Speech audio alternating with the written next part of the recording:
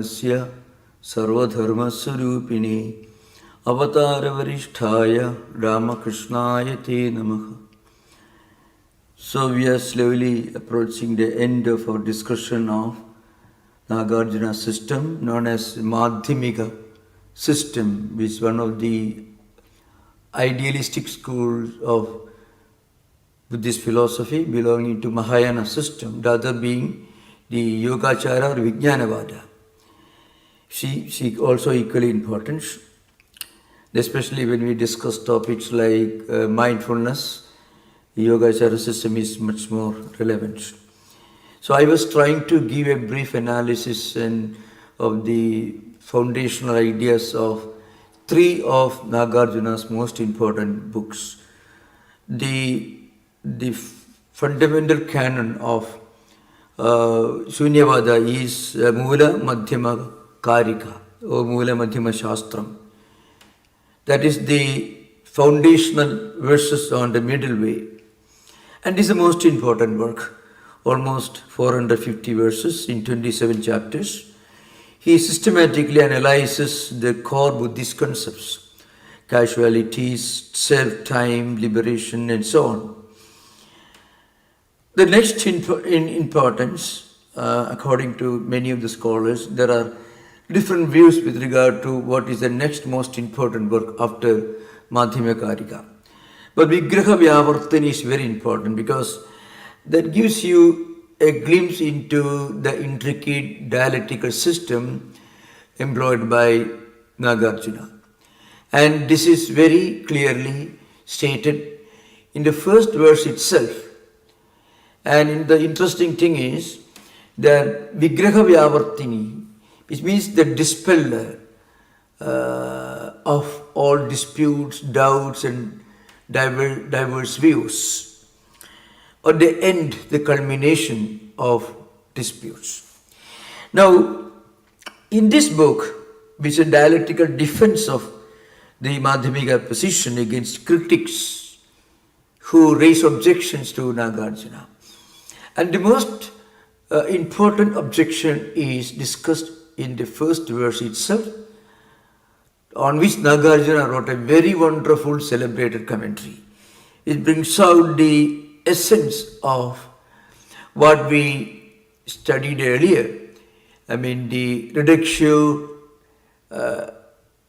ad absurdum. I mean, the prasanga method. Without stating your own position, you accept as if you are accepting the objector's view, and then you bring out, you reveal all the inherent contradictions and fallacies of that system, and then you withdraw without saying anything.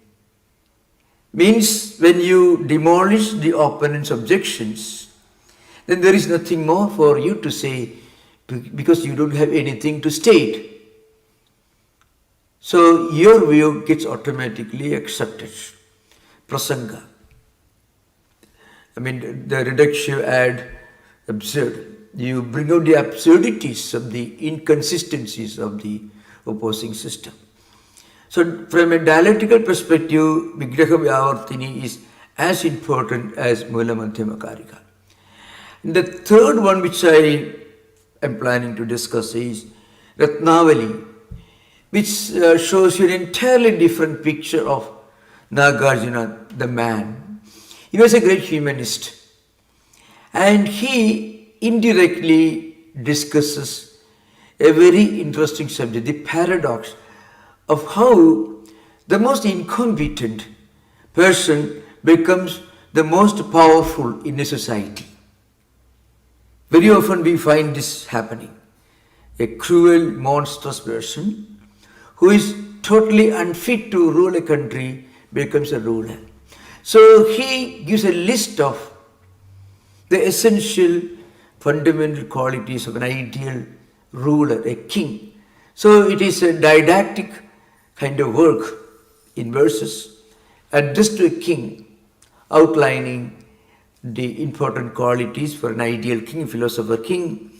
And the uniqueness of the book is he states that When a king, when a ruler realizes the truth of Shunya, I mean the reality of absence of intrinsic essence of anything in this world. When you realize that there is absolutely really nothing that is intrinsically right, intrinsically real, then you practice compassion, you become very even-minded in doing justice to your subjects. You don't take any side because you know there is nothing for you to achieve. Everything is part of the dependent origination, pratitya samutpada. Everything in this world is devoid of any inherent essence, any inherent intrinsic existence. So why do you accumulate money, wealth, status? Because everything is intrinsically, essentially devoid of any reality. So once a ruler realizes this truth, he becomes a real philosopher king as outlined in Plato's Republic. So there is a spiritual aspect to an ideal king, to being an ideal king. Because injustice, cruelty, lack of compassion that you find in an administrator, because that was the time of monarchies. So naturally, he's addressing his instructions to a monarch, to a king in Ratnavali. So in Ratnavali, it is a didactic work, instructional, addressing a king, 500 verses. The shortest of these three works is Vigraha Vyavartini, which is only 72 verses. At least there are 2-3 editions. In some editions, there may be 1 or 2 verses more. In the standard edition, which I have got in my possession, there are only 72 verses in the Vigraha Vyavartini. So after giving a brief outline of these two books, Ratnavali and Vigraha Vyavartini, first I shall take up Nagarjuna's unique style of dialectics. So as I mentioned, in Ratnavali, the personal ethics, happiness, thought liberation, social justice, advice, the importance of being detached while performing kingly duties and responsibilities, all these are mentioned very clearly in a very compassionate, very polite, very mild language. Nagarjuna addresses this problem. In in Vigraha Vyavartani, as I mentioned earlier, which is a dialectical classic, which is different, its structure is different, and is a much more serious book.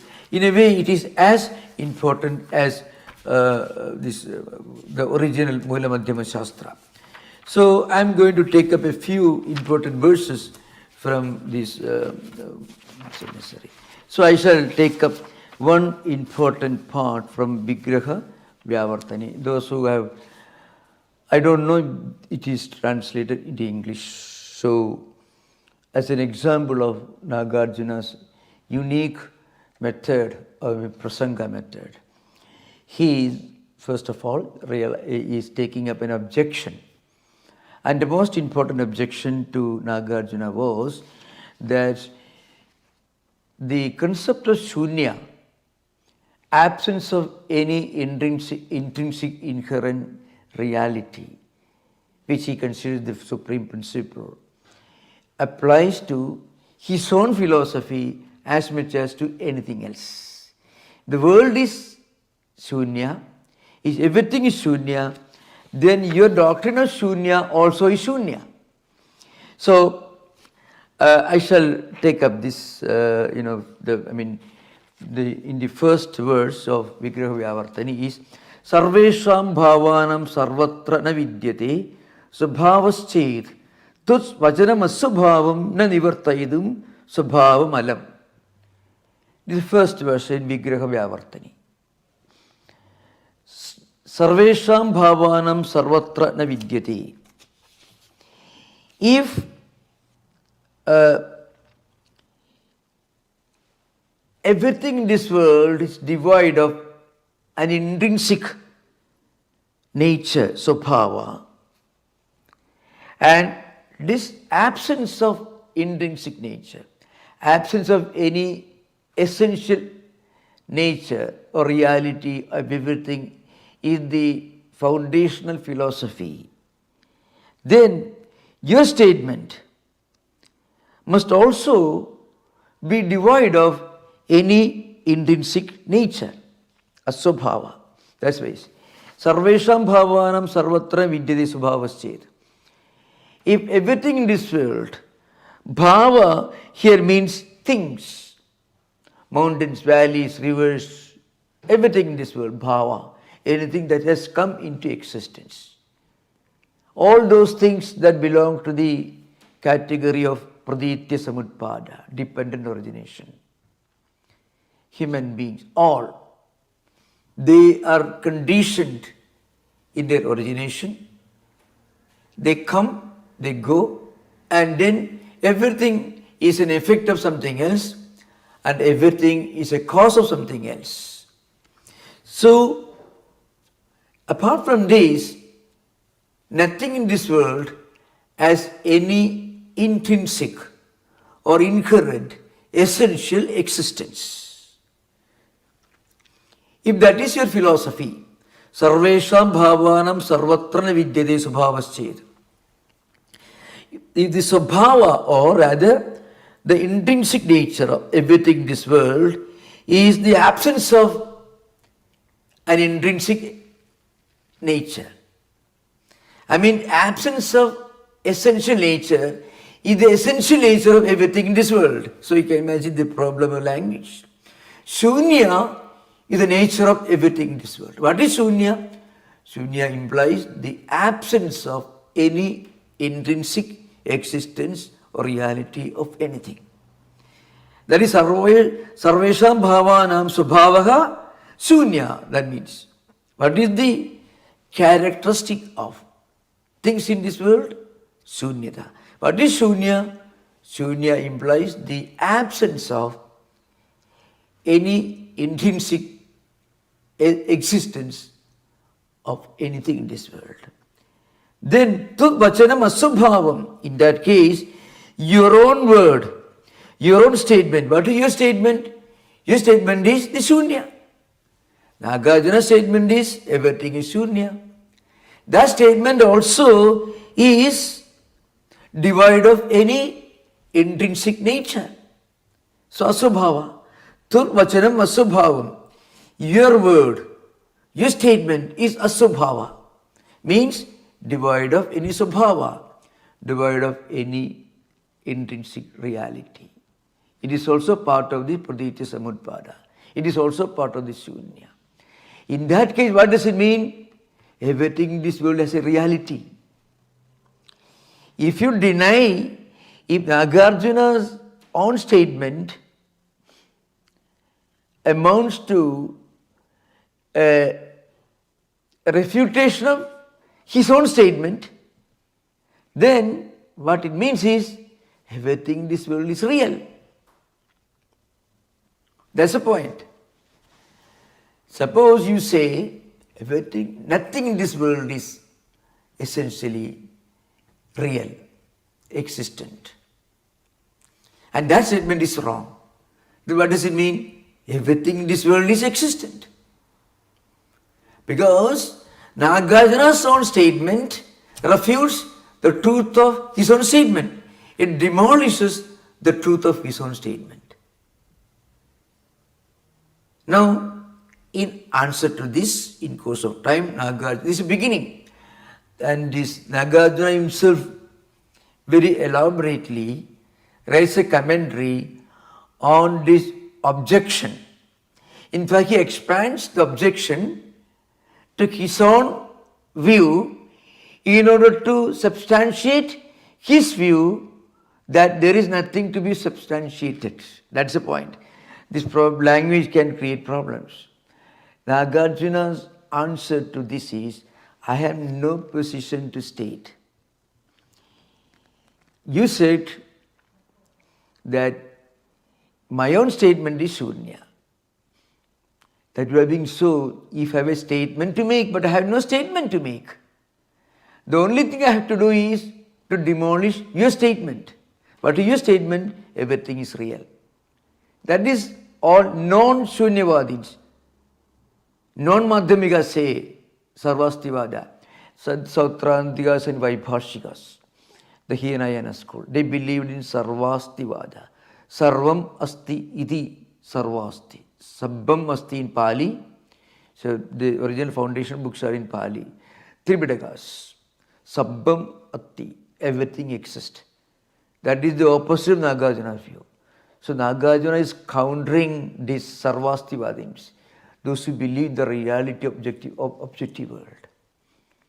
So now remember, Nagarjuna is writing a book in which he begins his work with a refutation of his own philosophy. Then he elaborates this refutation.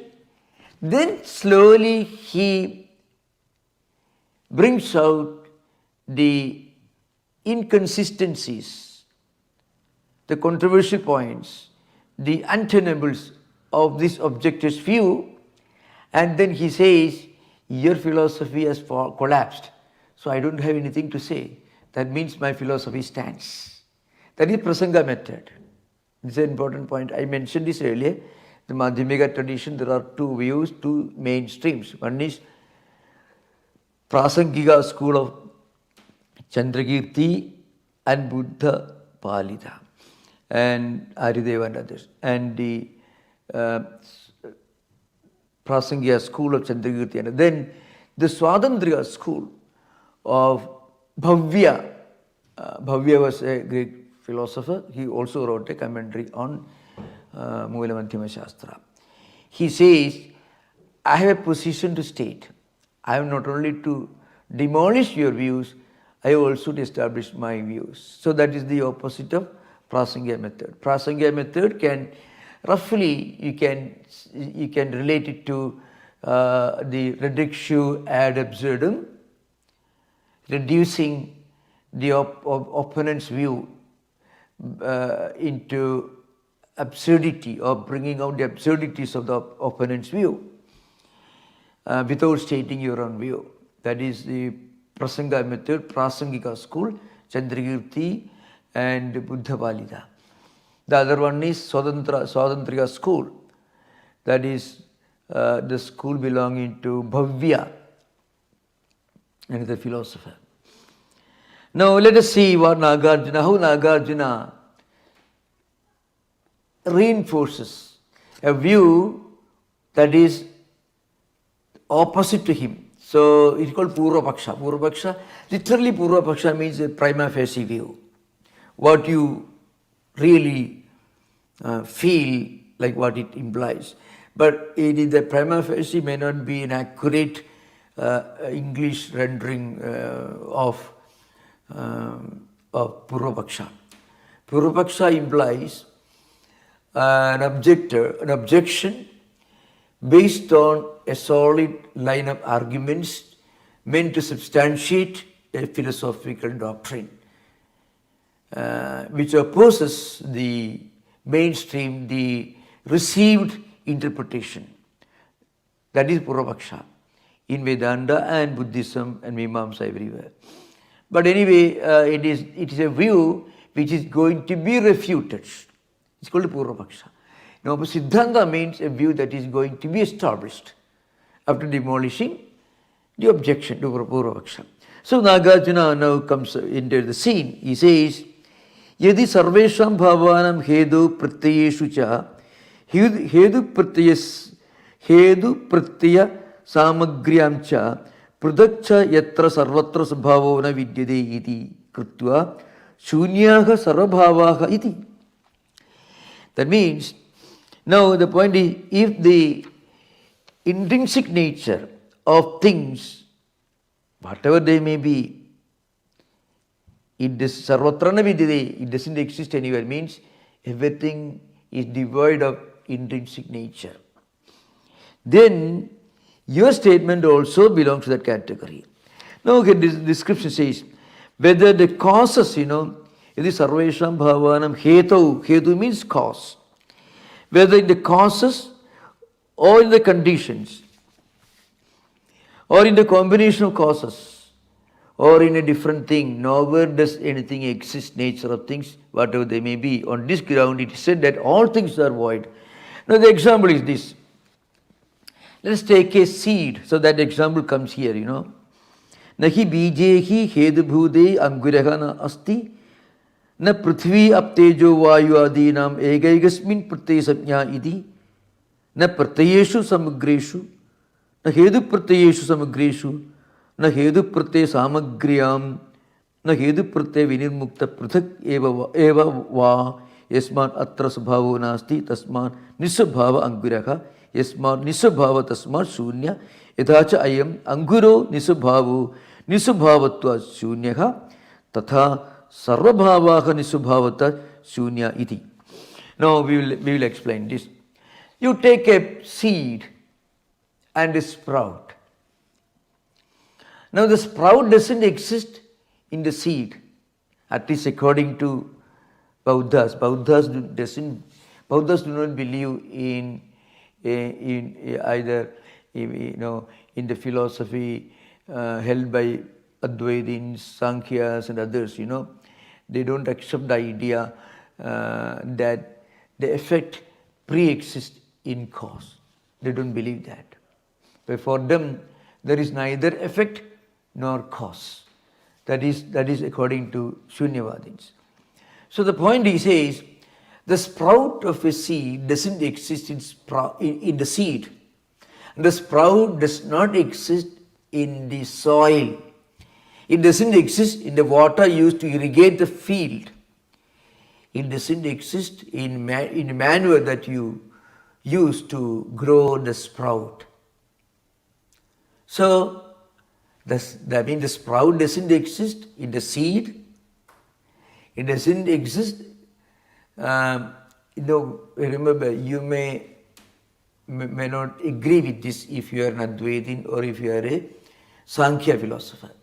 Because according to their school, they believe that every effect pre-exists in cause. It's an important philosophy here. It's called Satkaryavada. Karya means effect. Sat means existing. The effect pre-exists in the cause. The cloth pre-exists in the threads. The tree pre-exists in the seed. That's what they believe. It's called Satkaryavada. But Buddhists don't agree with that. Buddhist philosophers.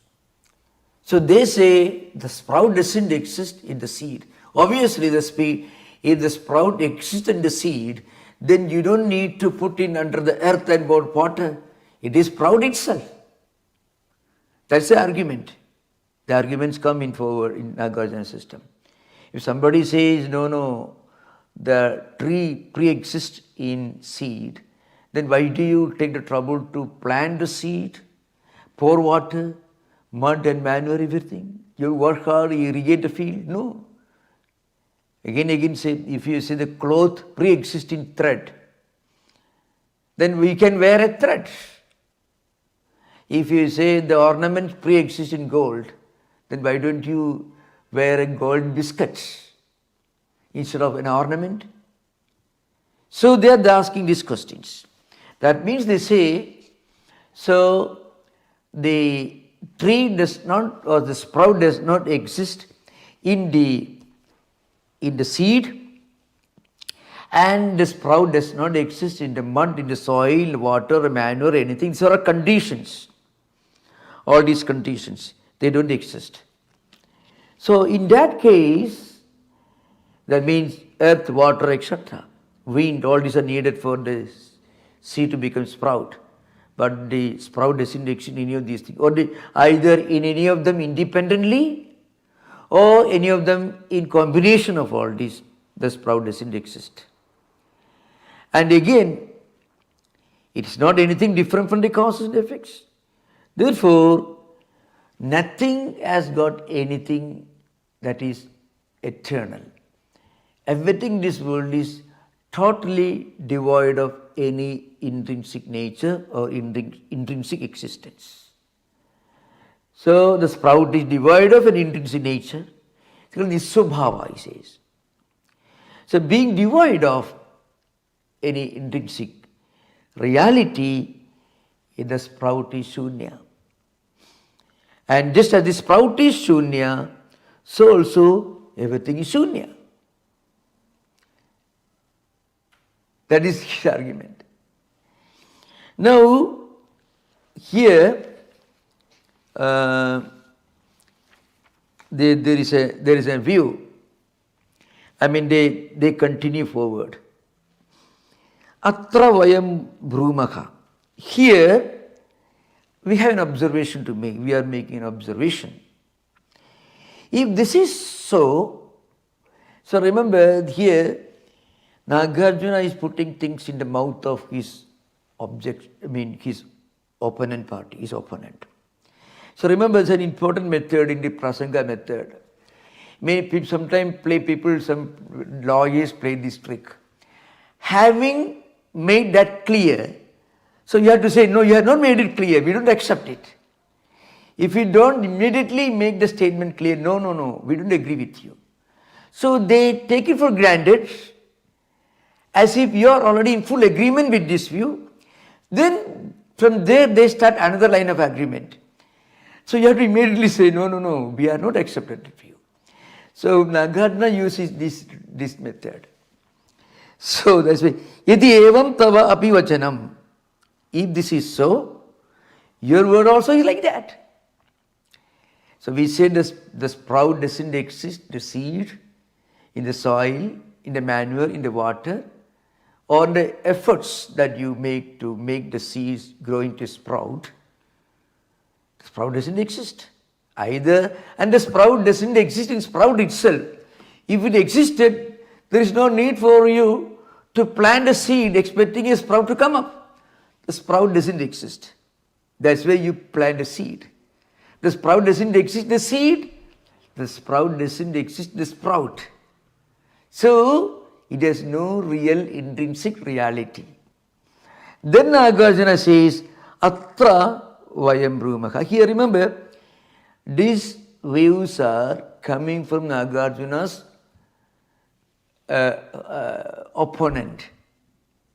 But Nagarjuna is preparing the background to put forward his view forcefully by making a very elaborate argument against him, so that while trying to demolish these arguments, he can demolish all anti-Shunya views or views against Shunyavada, so that his Shunyavada gets automatically accepted and well received. So, Atra, in this context, we have this observation to make. Atra vayam brumaka. Yadi evam tava api vachanam, yadi edas shunyaka sarvabhava iti tadapi shunyam. If this is your view, then your word, tava vachanam, yadi edas shunyaka sarvabhava iti sarvabhavaha shunyaka. Everything in this world is shunya, means everything in this world is devoid of any intrinsic, inherent existence or reality. Iti vachanam tatapi shunyam. That statement also is shunya. If the statement is shunya, then what does it imply? Everything is real. Kim karanam? What's the reason? Tatapi hedo nasti mahabhudeshu samprayukteshu viprayukteshu va pratiyeshu nasti virakantha aushtha jikhva denda talu nastiga murdha prabhutishu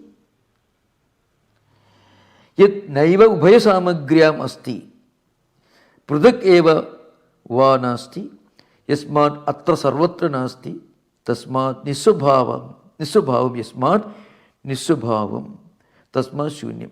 Now he says, you are making tava vachanam, you are making this statement. What is the statement? Shunya. What is that? It is a word. What is a word? The word is something that comes out of your vocal cords, your throat, talu, danda, jikhwa, your tongue, your vocal cords, all the, all those parts of the face, a human body, which are involved in making a word, in pronouncing a word shunya. After all, to pronounce, to articulate a word shunya, what do? You are using your mouth, your teeth, your nose, then many of the nasals you need, nose may be used, dentals, danda, teeth are to be used, tongue has to be used. All these vocal cords, different parts of the human body mechanism had to be involved, had to be used to pronounce the word shunya. So your statement is just a word only. And you make the statement, do you think by making the statement, everything in this world loses its intrinsic reality? That is opponent's view. So this statement is only a word. Everything in this world is devoid of intrinsic reality. That statement itself is only a word, shunya, that comes out of the vocal cords. Nothing else. Because your statement is neither in its cause. That means your statement, everything is shunya, that also is devoid of any existence. It is not in its cause. Mahabhuta, and it is samprayukteshu, viprayukteshu, etc. These conditions, do you remember the statement? What are the conditions for the sprout? The soil in which the seed is planted, water that is used for irrigation, manure that is used for bringing the sprout, growing the seed. Air is needed, sunlight is needed. These are all conditions. All these conditions, in those conditions also shunya doesn't exist. Just as in soil, air, water, sunlight, which are all necessary for the seed to grow into sprout, the sprout doesn't exist. Similarly, the shunyada or the state of being shunya also doesn't exist anywhere else. And then it is not different from its cause, and it is not non-different from its cause. For this reason, just by making a statement, you cannot deny the intrinsic nature, the inherent reality of all these phenomenal entities. Just by saying everything is shunya, things don't become shunya. The Sanskrit language is very powerful. It's difficult to do full justice to the force and the focus and the ruthless dialectical nature of Nagarjuna's powerful statements.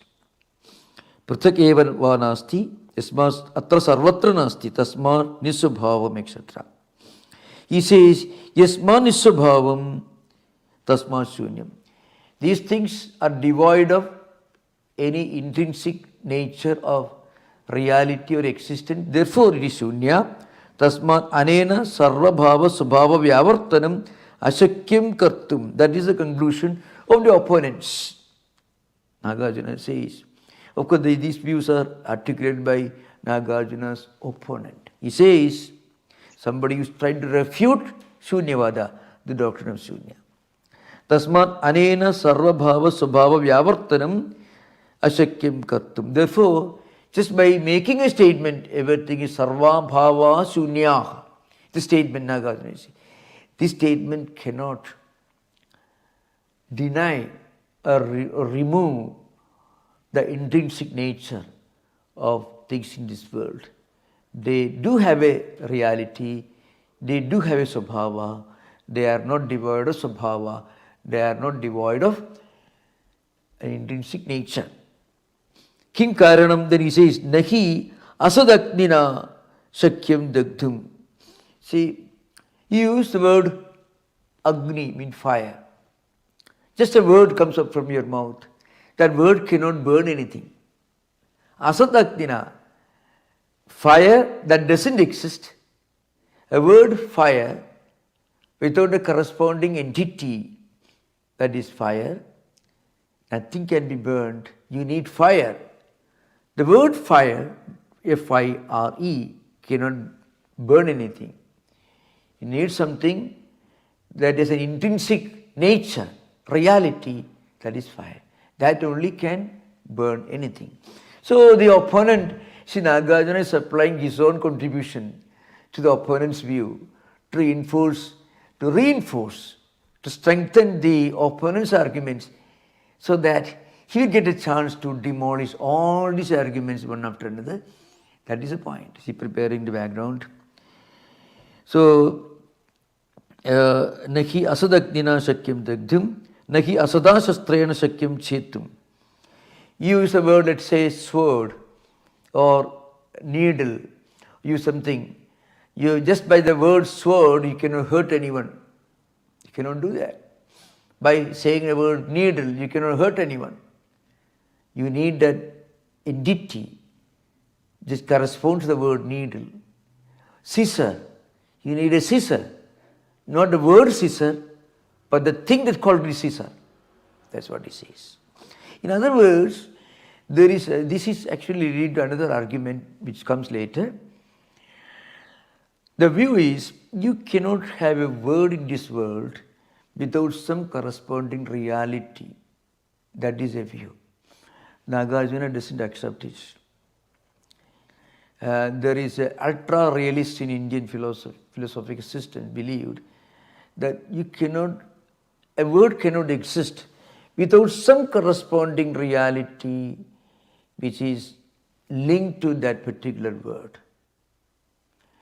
A word called milk would not have come into existence without some entity that corresponds to that thing called, which we call milk in English language, whatever language it is. But that is not accepted by Shunyavadins. So again he says, this argument, nahi asadibhihi adbhihi shakyam kledayidum. That means water. So, plural, that's why asadibhi adbhihi. Water cannot, the word water cannot make anything wet. You need a thing called, which you call water, to make something wet. Evam asadavachanena na shakyaha sarvabhava pratishedha kartum. Means, just by making a statement that implies the non-existence of everything in this world, that's shunya, you cannot really rule out the possibility of things existing. Sarva bhava pratisheda means the refutation of the reality of things. It's not possible just by the word that you use, shunya. That is the opponent's view. Na sakyaka sarva bhava subhavo nivartayitum. I mean, the fundamental reality of things in this world cannot be refuted by making the statement sarva bhava shunya. The statement doesn't work. You have to remember here one thing, Buddhist philosophers make this frequently mention that this word shunyada is only a designation based on something. If you negate everything without substantiating something, that negation cannot be valid. Negation itself implies negating something because you want to establish something positive.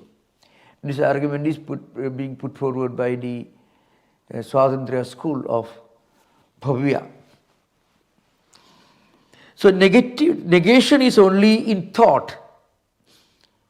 In itself, negation is only non-relational knowledge, realization, a kind of mystical experience of the Absolute.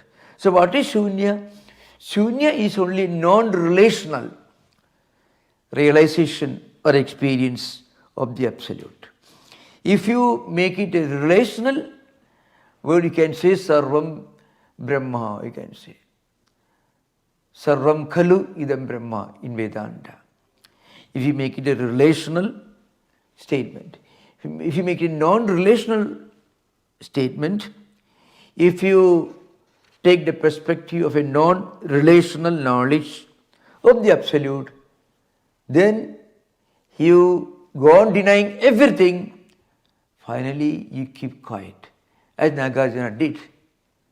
What is that? And he says somewhere, silence is the knowledge, is the language of Shunya. That is very much a part of the mainstream Advaitic Shankara Vedanta. That is you can see the Veda mantra is there.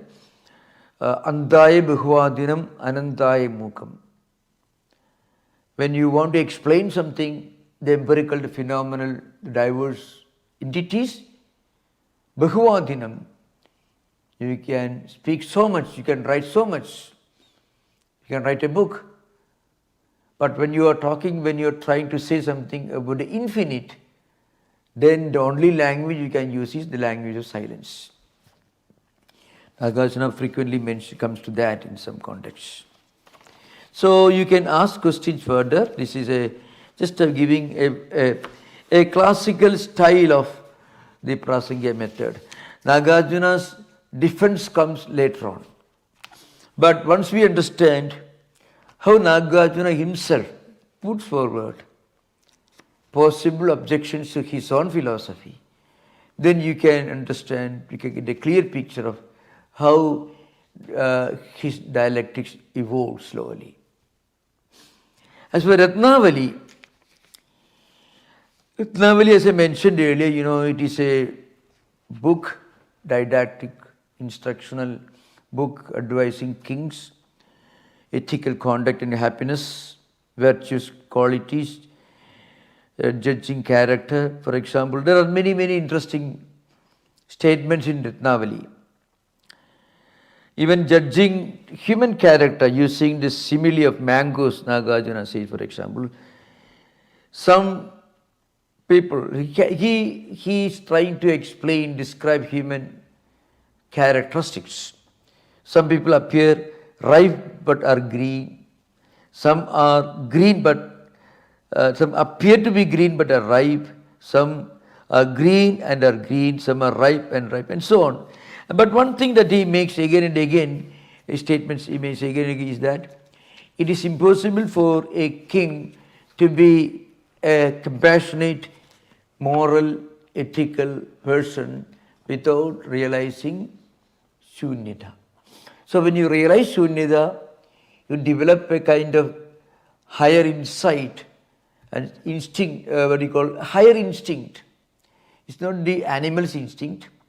When you instinctively do the right thing, when it becomes impossible for you to do anything wrong, you become instinctively spiritually wise. That means that is the deliberate action, the deliberate effort to do justice should become an instinct.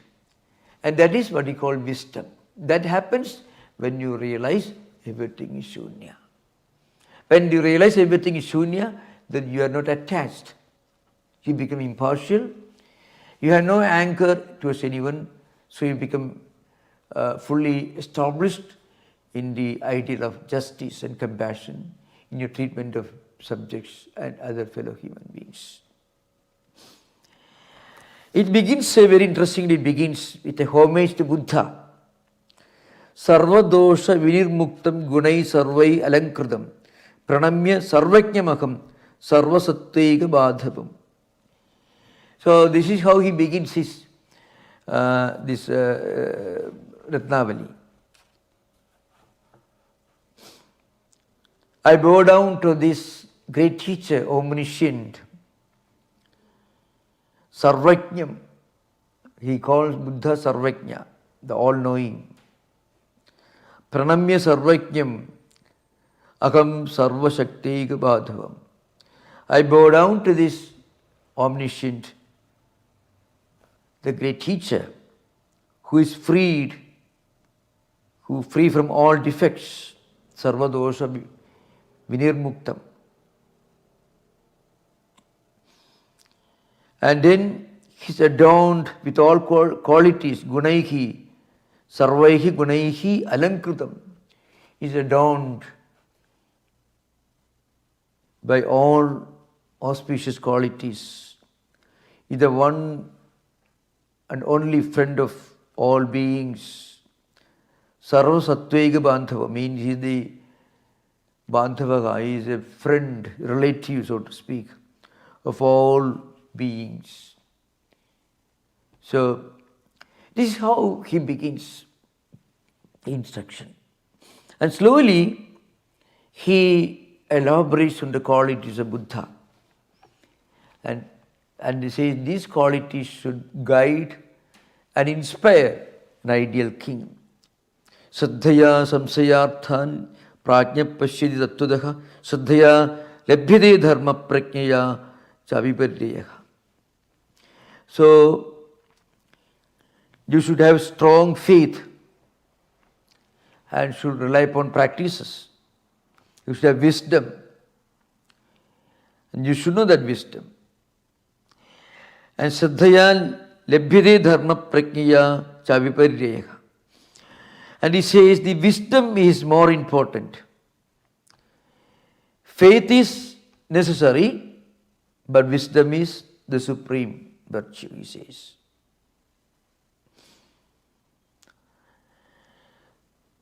Then there are certain qualities, virtues mentioned. These are all, the first verse itself is an example. His great reverence for Buddha. Sarvadosha vinirmuktam gunai sarvaihi alankritam, etc. He is describing Buddha as a supreme wise teacher of supreme spiritual wisdom, who is omniscient, who is free from all human defects, and is a repository of all auspicious qualities, and is the one and only friend of all beings, not only human beings. Sarva Sattvega Bandhava means Ega Bandhava means a one good friend, sole friend of all entities, all beings. Ahimsa Chandradam Chaiva Sthayamitya Viparusham Paishunam Samudam Chaiva Kamakrodhu Tathaivacha. Freedom from all these qualities. Freedom from all these defects like himsa, vice and so on. One should be free from violence. That is why ahimsa is mentioned. In the commentaries you mentioned, qualities are sometimes mentioned in positive or negative language. Ahimsa means absence of himsa. So again, another means absence of stealing, not stealing. Steya, absence of committing adultery, from false, and then freedom from harshness, falsehood, reckless, senseless speech, and so on. Paishunyam, samurdam chaiva, kamakrodhu tathaivacha. It goes on. These are all qualities listed as absolutely necessary for every ideal king. And how to deal with people, how to show compassion. There are verses which indicate that a king should also be compassionate, not only to human beings but also to animals, to all living beings. Sarvada snehapurvam cha rogino anadha dukkhidan deenan daridra pididamscha yatnena paripalayet is a very, very great statement. You should always care with great compassion. People who are sick, people who are unprotected, no one to protect them, no one to take care of them, people who are suffering or stricken with some problems, those who are at a lower ladder of human society, those who are suffering with poverty, Deenan daridya pididansha yatnena parivalayet. They should work hard, take special care to nourish, to protect, and to serve with great compassion and love. Sarvada snehapurvam cha rogino anatha dukkhidan. I don't know if you find such instructions in any other books, directly addressed to a king. So a king is asked to take care of those who are poor, unprotected, those who are at the lower levels of human society. They should be taken proper care of. As I mentioned earlier, Buddhism was in a way a kind of reform movement within Hinduism against the orthodoxy. Hinduism used charity, compassion as part of individual virtues to be practiced. And there are also statements in the Smritis, which is made that every king should practice. But for a long time this was forgotten or were neglected. So Buddhism came as a reform movement to remind the people of the country about these ancient virtues. There is also great emphasis on altruism. You have to remember this book belongs to 3rd century AD, Nagarjuna's time. Yatha swarte sada chintam kuryat atmahide sada tatha pararthe abhi sada chintayet sattva sampadan. So, just you are thinking of your own welfare, you are intent on thinking of what could be done for your own good. So also, you should be thinking about what you could do to make others happy. So, some of these values you find in the Valmiki Ramayana. The joy of a king is the joy of a subject. The people, those days of monarchies, remember. But many of these ideas are again forcefully articulated by Nagarjuna. Anyway, so we can have interaction, we'll continue our discussion on Ratnavali for some time, maybe another session. Then we'll switch over to Yogacara system, which is equally important in the Buddhist tradition. Thank you. You are most welcome to questions. Thank you very much, Maharaj. Yeah, thank you. I'll focus on Ratnavali since you did. You touched on how remarkable it is in the canon of world literature that it has these direct instructions to powerful leaders, kings, with the expectation that they'll rise to the level of exquisite philosophy. And the philosophy is very pithily but cleverly articulated. And then there are other elements in it that ridicule the absence of these qualities also. I'm looking at, for example, verse 28. The I exist, mine exists. These are wrong as ultimates. But the two are not established. Oh, no, I'm actually looking at the wrong verse. Verse 26. I am not, I will not be. I have not, I will not have. That frightens all the childish and extinguishes fear in the wise.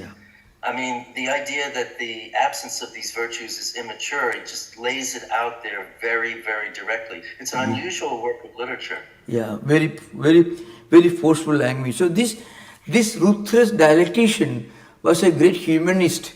That's what is so surprising about Nagarjuna. My next question, while awaiting others, and I do see he's on the YouTube. I'll ask that next. Yeah. My next question is: you spoke about how the Buddhism emerged as a reform movement. Yeah. And then a few centuries later, Shankaracharya is engaged in fierce philosophical debates. Yeah. With opponents that are sometimes described as Buddhists. Yeah. So what happened to Buddhism between the time of Nagarjuna and the time of Shankaracharya? Yeah. That because there are so many comparisons, but there obviously was more going on by that time. Yeah, we have to remember Nagarjuna appeared almost 750 years after Buddha's time. So Shankaracharya came about 400 years after Nagarjuna. So if we look at the historical timeline, you find Buddhism became a kind of life-negating nihilism by the time of Shankaracharya. So after Nagarjuna, you find the Yogacara system, Vijnanavada, became more prominent. Dignaga was a great Vijnanavada philosopher. And in Vijnanavada, there are two levels of evolution. One is Ale Vijnanavada and Pravritti Vijnanavada. At some point, Vijnanavada became a kind of extreme kind of nihilism. And then many of these virtues were practically neglected and they were forgotten.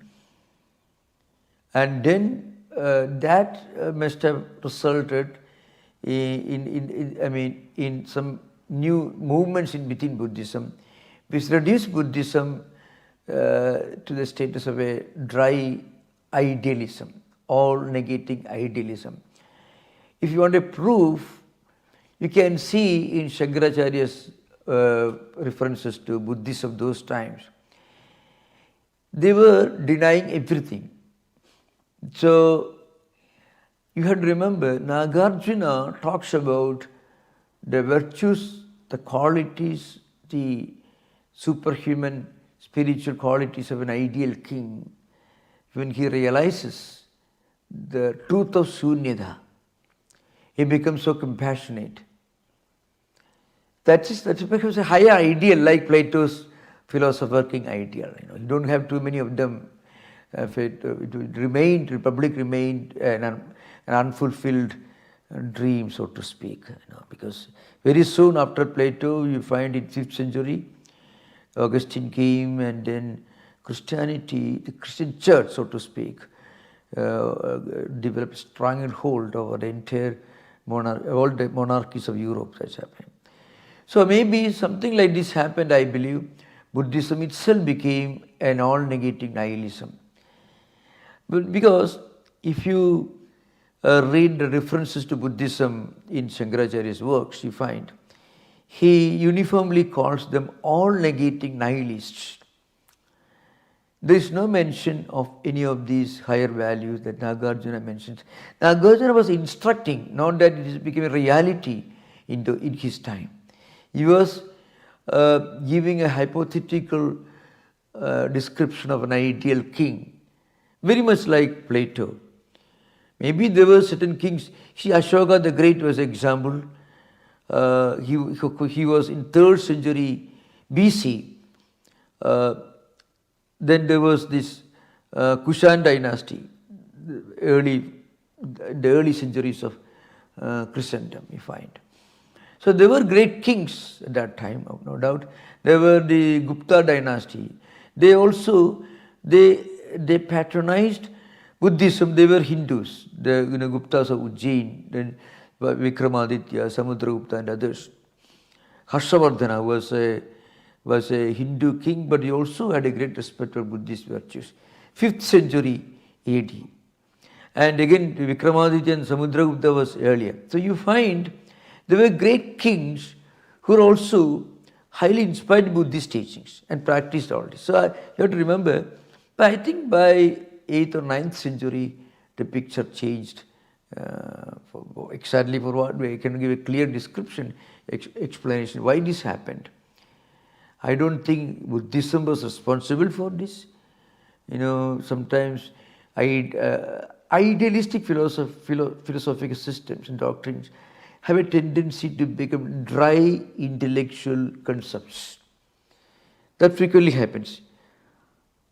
Idealistic systems of philosophy can sometimes degenerate into dry intellectualism. That must have happened, I believe.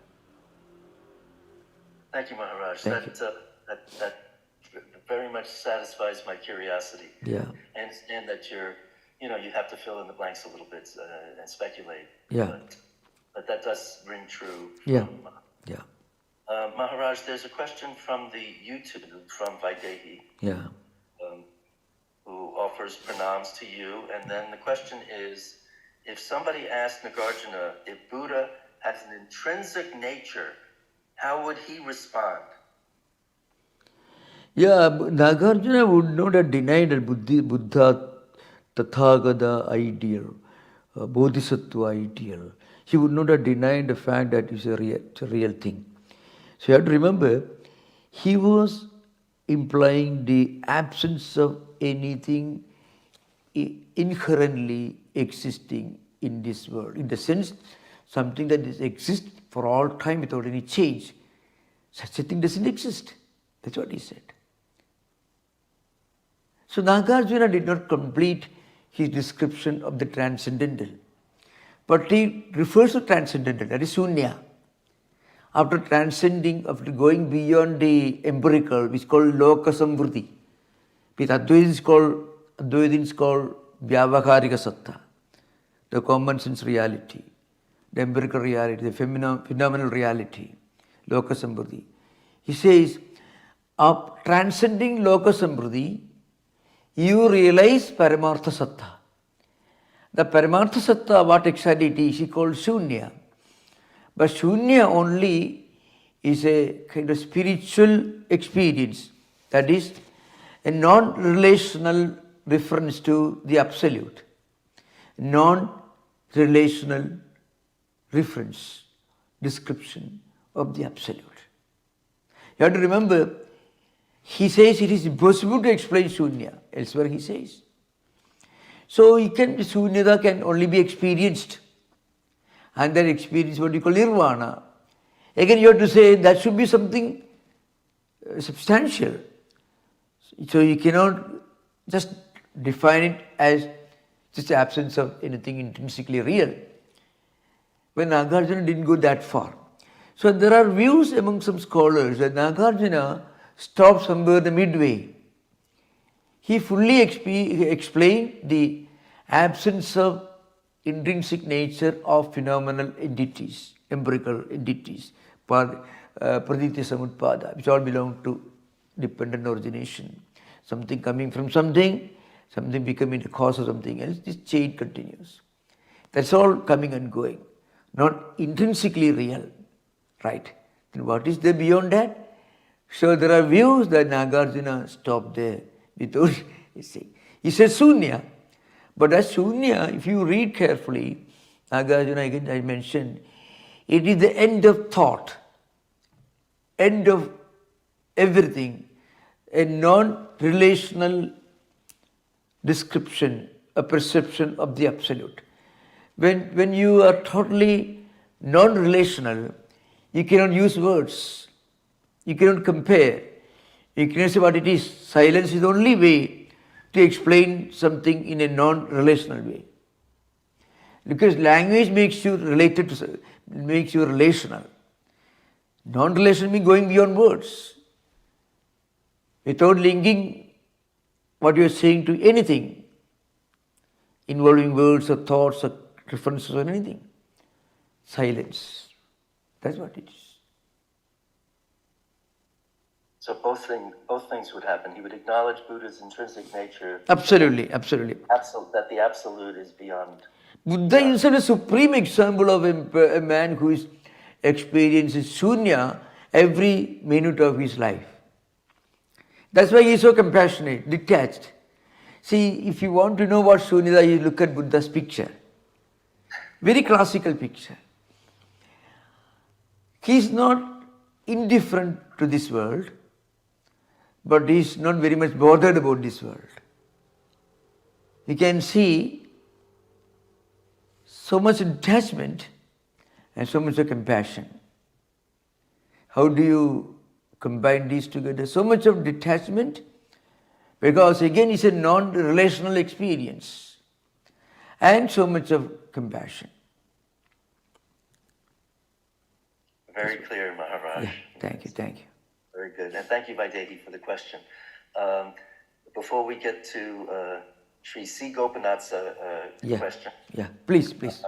You might want to announce while that there's no class next week because I shall do announcement. Sometimes some of our friends will leave the class before we come. So I shall make this announcement. So there will be no Viveka Chudamani class on May 23rd due to Memorial Day program. The next Viveka Chudamani class will be on May 30th. There will be no foundational text of Indian philosophy class on 25th due to Memorial Day, that is 26th. Please remember, we have a very important program coming soon on Monday, the Memorial Day, May 26. Monday, Memorial Day, May 26.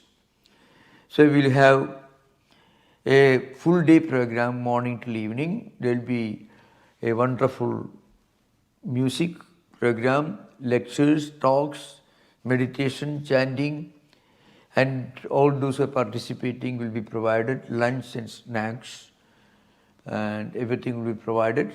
The program begins at 10 o'clock in the morning. It will be over by around 4:30. In between there will be interval for lunch and snacks, meditation, and there is a parking place. You can park as many cars as possible. You can be parking place for 600-700 cars there. So the place is called Olema Point Race, West Marine, about 35 miles away from here. This is one of the most important programs taking place in the United States in Vedantic tradition. We can expect anywhere between 700-800 people.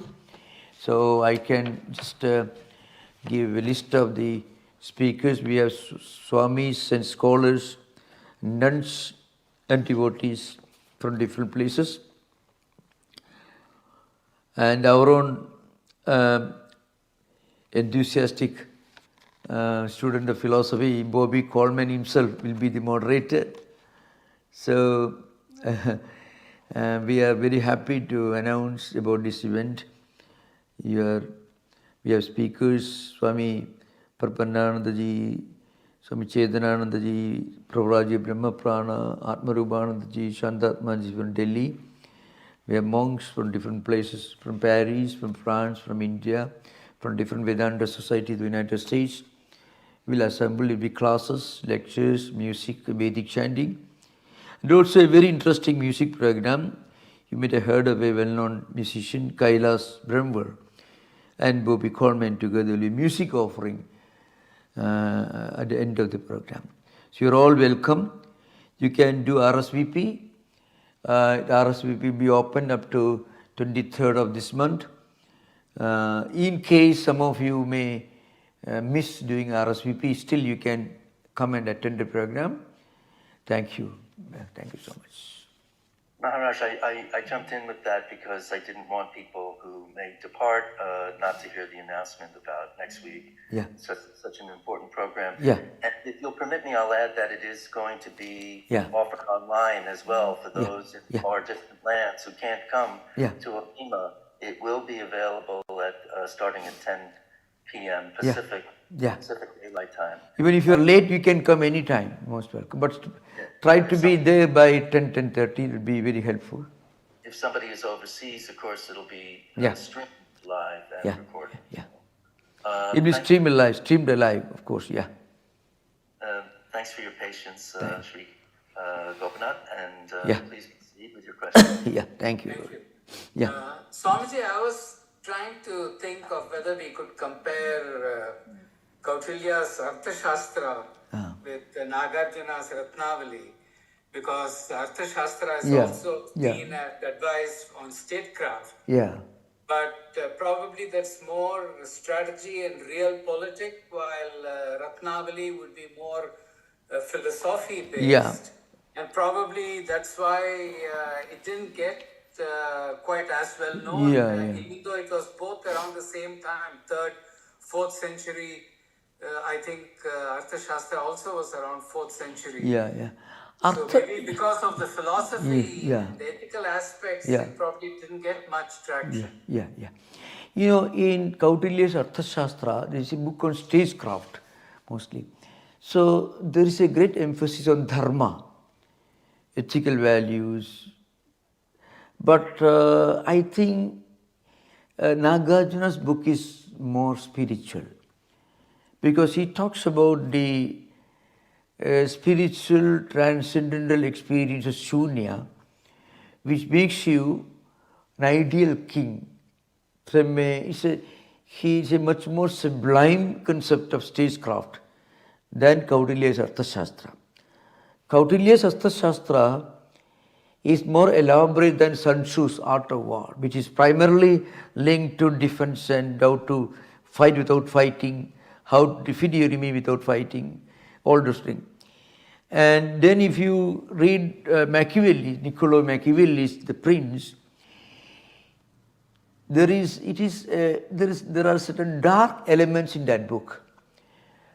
He is pessimistic. For example, he complains that frequently power and stupidity go together. Cruelty, monstrosity, and power will go together. This is what is happening around the world. That's Niccolo Machiavelli's statement. And I think they also might recommend deception, and deception is something that Nagarjuna would not recommend. Absolutely, no, never. So in Arthashastra, it is essentially a stagecraft. So there are instructions for a king to be an effective ruler with dharma as a supreme ideal, dharma as righteousness, not anything beyond that. But you should also be constantly looking at the back, watching your back. So you find Arthashastra. But Nagarjuna is much more spiritual. There is much more of a transcendental spiritual idealism in Nagarjuna, which you don't find in either Machiavelli, never, of course, unthinkable, or in Sun Tzu or Kautilya. So I think, Machiavelli is an extreme case, because it is said that he was outlining what is so happening in Italy at that time, during his time. So he was not visualizing some kind of an ideal kingdom or ideal monarch. He was mostly making observation of what is happening around. The Prince is a very useful reading, but there is something dark about it, something so nothing very sublime, though very realistic from the context of his times. But that should not be an ideal. But there is a lot in Kautilya's system that is idealistic. A king should be even-handed in distributing justice. He should not do injustice. All right, fine. Surprisingly, you find there are statements meant for an ideal king in Smritis. Mahatsubi aparadeshu. So there is a dandam pranandhyam tejed. Hriday rajadhigaratu yukta danda prakirtidakha. It's a statement in Yajnavalkya Smriti. I think historically that's the first statement that condemns capital punishment. Dandam pranandigam tyajet. You should give up, you should renounce the tradition of giving capital punishment. Except Rute Rajadhigaratu. When there is a crime involving the life of a king, it's okay. Capital punishment is okay. But in all other cases, capital punishment should be avoided. You can find advanced, very refined views on justice and law enforcement in Smriti. You don't find anything like that in Machiavelli, the prince. But in Kautilya, you find great emphasis on dharma, but you should be careful. You should be able to know what is happening around you, in the king, in the court, or all that. But Nagarjuna is so sublime in his transcendental vision. Say, just imagine when a king realizes the truth of Shunya, then he'll be a wonderful philosopher king. A philosopher king is not part of Kautilya's plan, I believe. No. Or just like Plato had this idea, philosopher king. So also Nagarjuna. In Plato, there is not so much spiritual. You may call it spiritual if you want. More of a justice, idealistic. But Nagarjuna, he mentioned again, Shunya. A king should realize the truth of Shunyada, to be able to practice compassion towards everyone, to be free from greed, to be free from violence, to practice ahimsa, non-violence. He should remain detached. And that spiritual detachment is possible only when you realize Shunyata. It's a higher transcendental ideal in Nagarjuna. That is Ratnavali. Okay, thank you. Thank you, very wonderful discussion. You can contribute something from modern jurisprudence, modern stagecraft. Eh? Yeah, Maharaj, along those lines, I was wondering about, because the way you've offered the philosophy and treatises of Nagarjuna is so majestic and so beautiful. Yeah. And I'm wondering if they're fundamental parts of the Brahmanical teachings, or whether they're taught at Bellarmine, or whether they're part of the essential scholastic approaches to the trainings of Vedanta monks, or are we being treated to something special because of your familiarity with the Buddhistic texts? I did teach Buddhist philosophy, but not as elaborately, which I'm doing now. I used to quote from Mula Madhyama Shastra, but not from Ratnavali or Vigraha Vyavartani. I didn't teach those things. But I used to teach some fundamental teaching from Dhammapada, Hinayana system, Sutta Bidagana, but not as elaborately as I'm doing now. And in any organization, in Ramakrishna Mission, including Ramakrishna Mission, there are different levels of scholarship. So there is a minimum training given to imparted to everyone. But beyond that, it mostly depends upon the background you're coming from. If you're already familiar with Vedantic text, with Vedic text, then you find it much more easy to move forward. And I tell you one interesting, not everyone comes with a background in Sanskrit. So it depends very much upon the background I'm coming from. So I had this acquaintance with this ancient language, maybe closer acquaintance than my own vernacular, which I was speaking. So for Sanskrit is maybe dearer and closer to me than the vernacular that I was born into. So it's closer to me. See, the emptiness. This is again Ratnavali. Aham bhavishyami iti cha nasti mesya bhavishyati idi balan bhayatyeda prajnanam bhayavapyagaradi. See, I will not have this frightened child. So the point is, Nagarjuna says, I won't be there. I am not here. My true nature is Shunya. Shunya is only reality. This sometimes frightens people. Iti balan bhaityadat. it frightens people. And for the wise people, this experience of Shunyavada, it extinguishes, removes all fear. Prajnanam bhayamapi apagaroti. Bhayamapi apagaroti means, if you are a wise person, then you realize Shunyavada, all fear gone.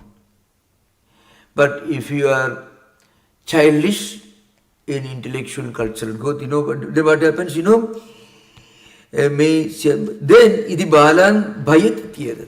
Bhayatityada means it frightens them. Bhayatyadat prajnanam bhayamapi apakaroti. For the wise persons, bhayam apakaroti removes all fear. For the childish people, it is a cause of fear.